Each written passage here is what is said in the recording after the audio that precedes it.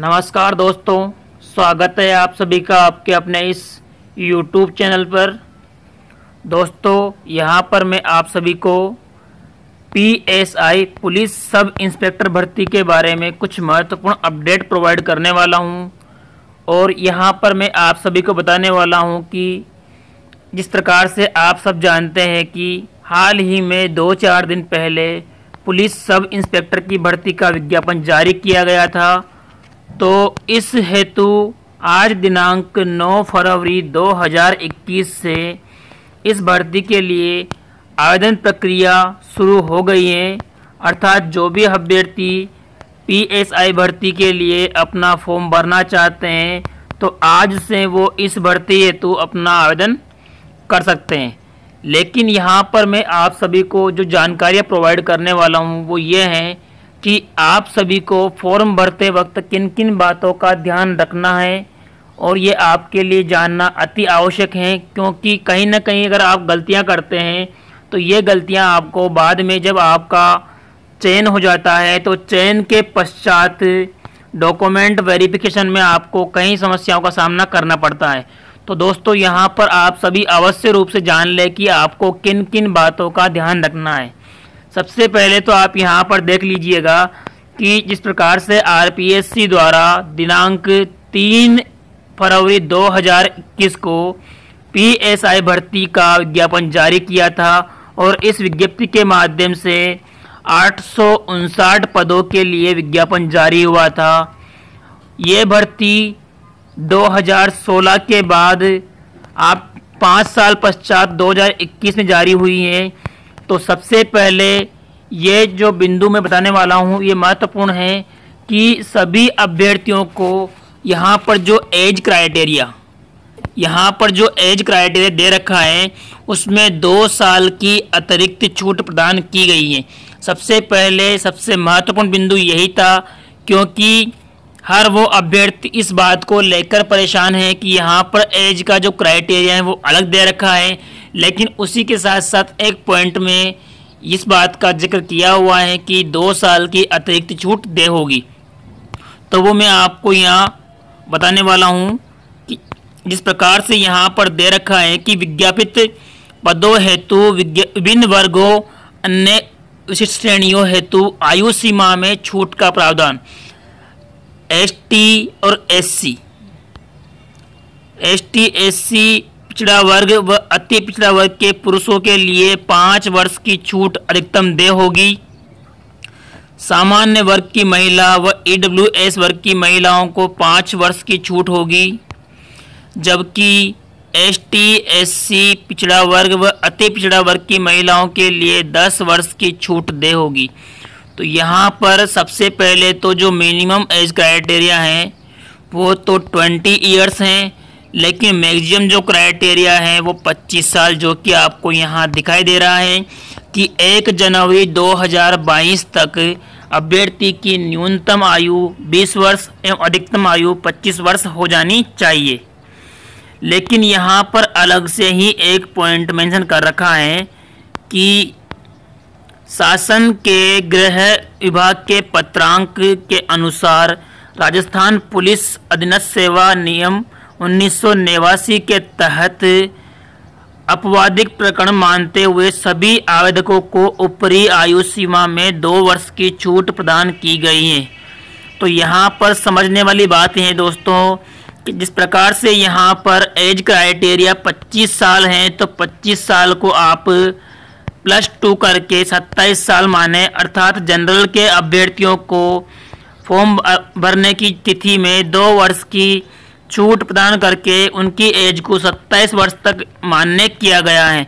उसी के साथ साथ ST SC OBC व MBC वाले पुरुष अभ्यर्थियों के लिए 5 वर्ष की छूट देते हुए 25 के साथ उनकी छूट को काउंट करने के साथ साथ उनका एज क्राइटेरिया 30 साल हो जाता है, उसमें भी 2 वर्ष की अतिरिक्त छूट प्रदान की गई है।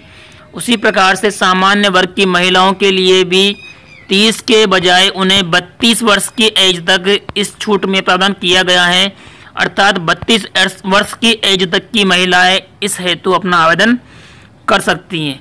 इसके अलावा ST SC OBC एवं MBC वाली महिला अभ्यर्थी जिनको 10 वर्ष की छूट दी गई है, अर्थात उनका नॉर्मल जो एज क्राइटेरिया है वो 20 से 35 वर्ष हैं, इसमें 2 वर्ष की छूट प्रदान की गई है। तो ये अभ्यर्थी महिला अभ्यर्थी 37 वर्ष की एज के अंडर की सभी महिलाएं इस भर्ती हेतु अपना आवेदन कर सकती हैं।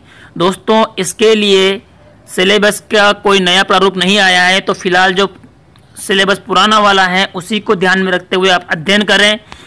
और इसके लिए फीस यहाँ पर दे रखी है कि फॉर्म भरने की जो फीस है वो क्या रहने वाली है, तो उसके लिए भी यहाँ पर जिक्र किया हुआ है दोस्तों कि सामान्य वर्ग EWS एवं क्रीमी लेयर OBC और MBC अभ्यर्थियों को 350 रुपये देने होंगे, जबकि नॉन क्रीमी लेयर OBC व MBC अभ्यर्थियों को 250 रुपये देने होंगे।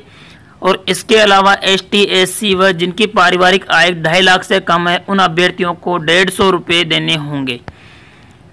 इसी के साथ साथ आपको ये चीज़ अवश्य रूप से ध्यान रखनी होगी कि जो अभ्यर्थी अपने फिजिकल, मेडिकल इन सभी कमी पूर्तियों से भरपूर हैं, अर्थात जिनका फिजिकल, शारीरिक, शिक्षक, फिजिकल सब कुछ कंप्लीट है, जिस प्रकार से यहाँ दे रखा है, प्रत्येक पुरुष उम्मीदवार अपनी ऊंचाई व सीने की परिधि को ध्यान से जांच ले, क्योंकि इसके लिए यहाँ पर क्राइटेरिया दे रखा है कि हाइट 168 सेंटीमीटर अर्थात 5 फीट 7 इंच के समथिंग, और सीना 81 सेंटीमीटर से 86 सेंटीमीटर।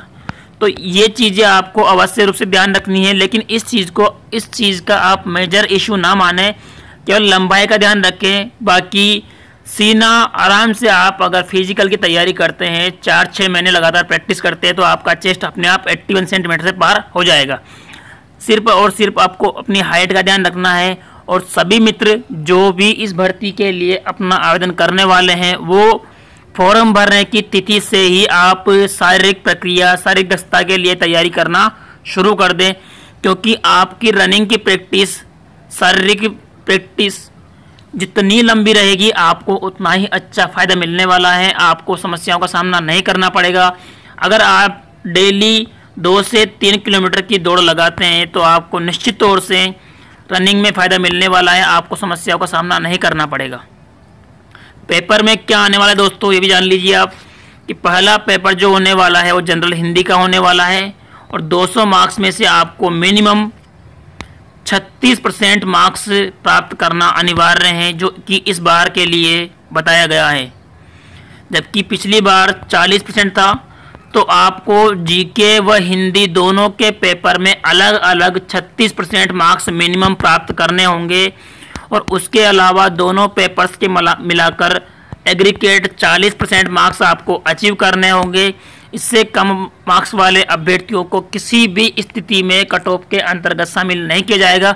हालांकि कट ऑफ रहने का जो क्राइटेरिया है वो अलग रहेगा, लेकिन ऐसा नहीं है कि मान लो कोई अभ्यर्थी हिंदी में 200 में से 180 मार्क्स लाता है और जीके में 36% मार्क्स से भी कम लाता है तो उसका चयन हो जाएगा या उसे कट ऑफ के अंदर शामिल कर लिया जाएगा। इस प्रकार की संभावना नहीं है, तो मिनिमम क्राइटेरिया आपको पार करना ही पड़ेगा।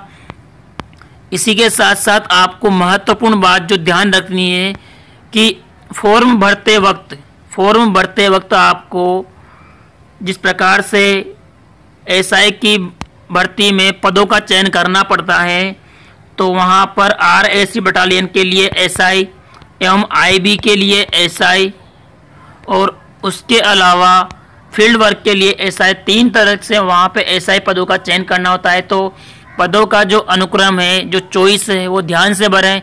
पहले अपने फ्रेंड सर्किल से पूछताछ करें कि कौन सा पद किस हेतु बेस्ट रहेगा।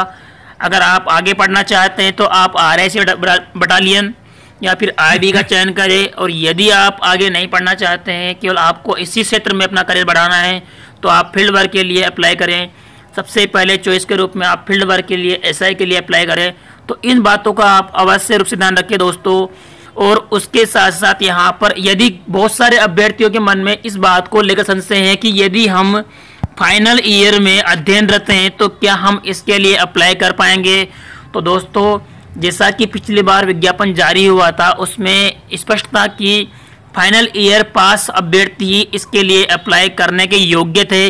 लेकिन आप इस बात को अवश्य रूप से ध्यान रखें दोस्तों कि सभी अभ्यर्थी जो फाइनल ईयर में हैं वो भी इस हेतु अपना आवेदन अवश्य रूप से भरें।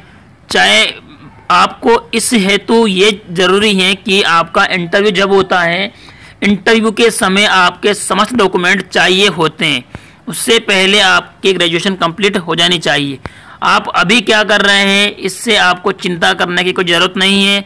और इसके लिए आपको अवश्य रूप से ध्यान रखना होगा कि जो योग्यता है उसको ध्यान में रखते हुए यहाँ पर अवश्य रूप से देख लीजिएगा। उक्त पद की अपेक्षित शैक्षणिक अर्हता के अंतिम वर्ष में सम्मिलित हुआ। देख लीजिए दोस्तों, इस बार बदलाव किया गया है नियमों में। अंतिम वर्ष की परीक्षा में सम्मिलित होने वाला अभ्यर्थी भी इस हेतु पात्र हैं, किंतु उसे आयोग द्वारा आयोजित इंटरव्यू से पूर्व शैक्षणिक अर्हता अर्जित करने का सबूत देना होगा। तो जो बात मैं आपसे बोलना चाह रहा था वही मैं बता रहा हूं कि जो अभ्यर्थी अंतिम वर्ष में अध्ययनरत हैं वो अभ्यर्थी भी इसके लिए अपना आवेदन कर सकते हैं, बशर्त आपकी एज 20 वर्ष से ज़्यादा हो जानी चाहिए। अर्थात 1 जनवरी 22 को आपकी एज 20 वर्ष से ऊपर हो जानी चाहिए, तो आप इसके लिए अपना आवेदन कर सकते हैं। दोस्तों यहाँ पर अगर आपको कोई डाउट्स हैं फॉर्म को लेकर तो वो भी आप इस वीडियो के कमेंट बॉक्स में जाकर वहाँ पर कमेंट के माध्यम से आप जान सकते हैं कि क्या समस्या आ रही है आपको। और फॉर्म भरने के लिए आपको कोई विशेष ज़रूरत नहीं है, आप सिर्फ चाहे तो अपने मोबाइल से भी इसके लिए अपना आवेदन कर सकते हैं। लेकिन आपको कहीं ना कहीं पेमेंट या चालान काटने में समस्या आ सकती है। फिर भी आपको मैं थोड़ी सी जो एडवाइस देना चाहूँगा कि आप SSO ID को ओपन कीजिएगा और अपनी SSO ID को ओपन करके वहाँ पर रिक्रूटमेंट पोर्टल जो कि आपको G2C अर्थात गवर्नमेंट टू सिटीजन वाले ऐप में दिखाई देगा। वहाँ पर रिक्रूटमेंट पोर्टल में जाकर वहाँ से आपको SI का फॉर्म खुल जाएगा, ओपन हो जाएगा।